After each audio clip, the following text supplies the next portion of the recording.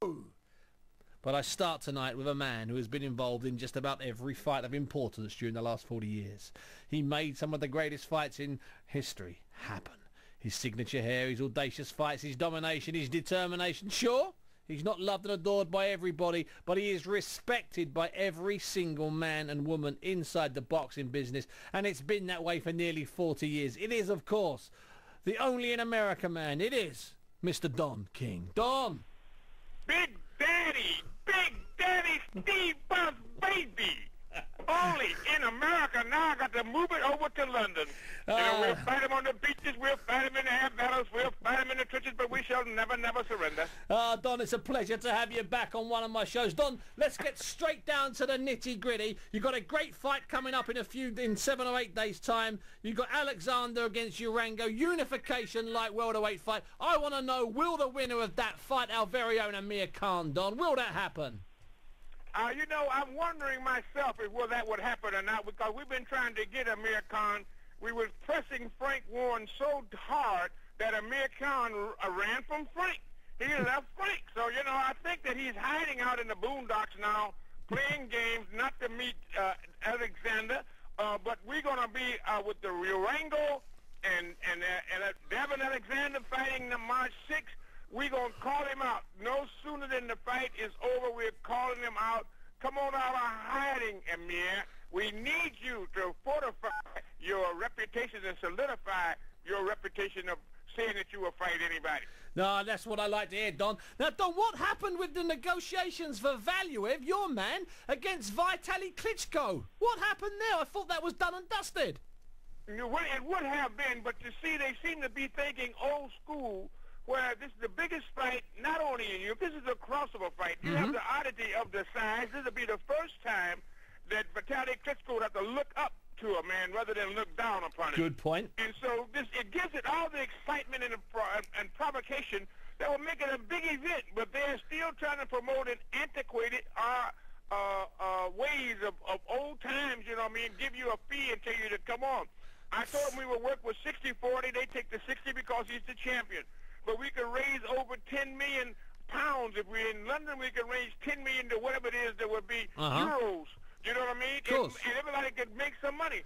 They want to keep us down to a price. Now, it still ain't dead. We're still trying to make the match. Oh, good. But they're thinking small. If you think small, you win small. If you think big, you win big. And so since you want to think big, let's put the money to be in accordance with the big fight. The value up is ready, willing, and able, and available to go out there to knock out Vitaly Klitschko. And the thing is, nothing would please me more. And as you said, Don, no fight's dead. When you're still around, you're still breathing, you can still go out and make any fight happen. And that, over the years, Don, I've known you about 20-odd years now, that's one of the things that's amazed me, is when people think a fight can't be made, most people can't make it. You've managed to make fights happen over the years that people have said, how have you done it? Don, what's your secret?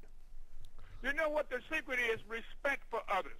But what people don't understand, they want a prize fighter to think on the mentality and the level that they think on.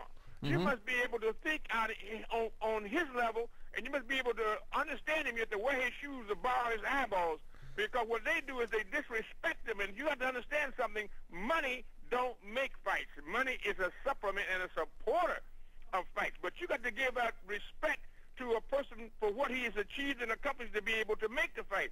They don't have that little humble little thing of do unto others as you would have others do unto you. This is how you make big fights. You got to have the psychological, you got to have the mental, you got to have the physical. All of them got to be combined with R-E-S-P-E-C-T, as Aretha Franklin would say, respect. Yeah, that's the way it works. So they can't make him. I can make any fight because I understand and respect the man who I'm dealing with across the table. Now, Don, let me ask you about a man who surely must be the second most handsome heavyweight champion of all time, behind Muhammad Ali, our very own David Haye. Now, I thought you and David might have done some work together. He's a nice boy. I would have loved to. David is a nice guy, and he's a handsome devil, too. He is. Now he could really be something. I don't think he'll ever get what he could get because they don't think he's worth that. They're scared to ask for it. I never will forget when I first started, I went out there and I got my first big match was Muhammad Ali. Yep. You know what I mean? So I asked for 5 minutes. I said, you got to be crazy. This is for the Rumble. This is for the Rumble in the Jungle, yeah? Yes, you know what I mean? And so what they say, you're nuts. We ain't never paid over $2.5 million to nobody. And that's what they had paid with Joe Frazier and Ali at the Garden. Mm-hmm. I doubled that price, and then I went and got it. That's what they don't understand. They're afraid to ask for something that they think that is preposterous. But the attraction is the most important. It ain't the money. The attraction means a great attraction gives you recoupment to investment and bottom line profit. Mm-hmm. And they don't want to be able to take the risk of saying that, and they don't want to be looked upon as being local or crazy for asking for the astronomical prices that I asked for. But this is what it's worth. And so I found it to be true that I've gotten many of them because no one else would try to compete with that. So therefore, and when I deliver it, I have it. So I think that David Hay is just great. The Haymaker, he deserves every plaudit he could get. He deserves everything that accolade that is bestowed upon him because he fought a fight the way he wanted to fight it, and Value Up accommodated him instead of being able to go out to be a destroyer of him. Sure. He was too respectful and accommodating and too slow to match the blinding speed of the Haymaker. And that's certainly the way it was. Now, Don, let me ask you this. This is a big question, Don. What fight has given you the most pleasure? When you've sat there at ringside, what's given you the most pleasure, Don? It's a hard question, but I know you're the man that can answer it.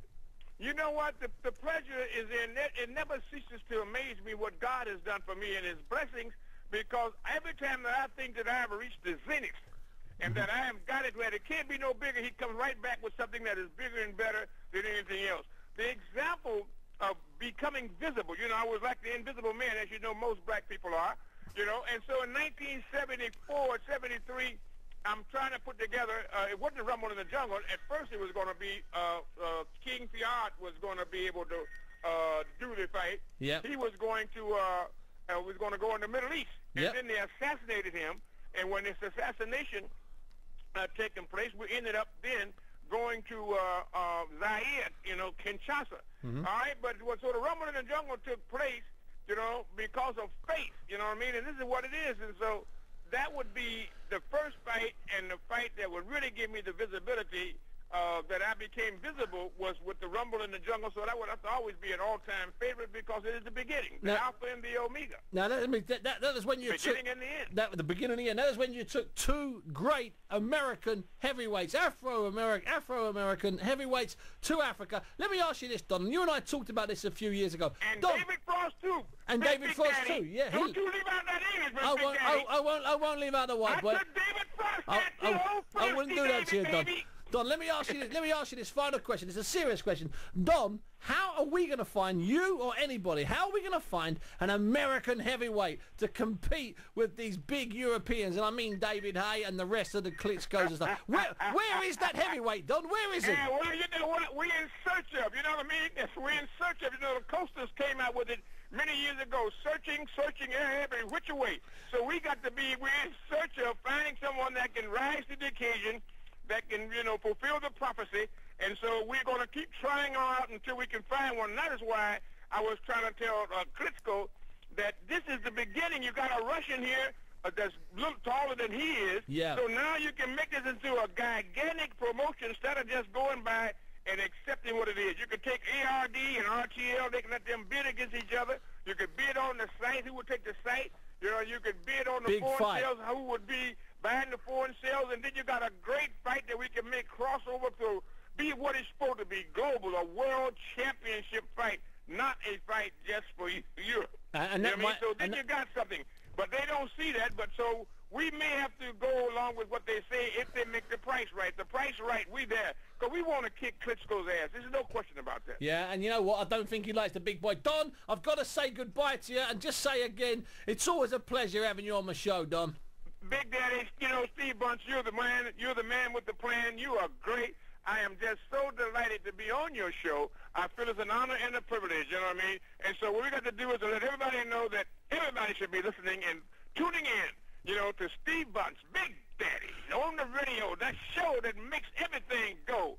You know, BBC London. Let's do it, baby. Don King, thank you very much indeed. That's Don King now. Never knowingly undersold Don King. You know, last time I had Don King on one of my shows, I was criticised. People said to me, Steve, you didn't criticise him. I said, criticise him about what? Well, criticise him about what? About fighters doing bad deals with him? That's the bottom line. Or are you going to criticise every single promoter if you start criticising Big Don? He's been in court. He's won 99% of the time. When he's lost, he's lost. He's paid up. It's just the way business works. Now let's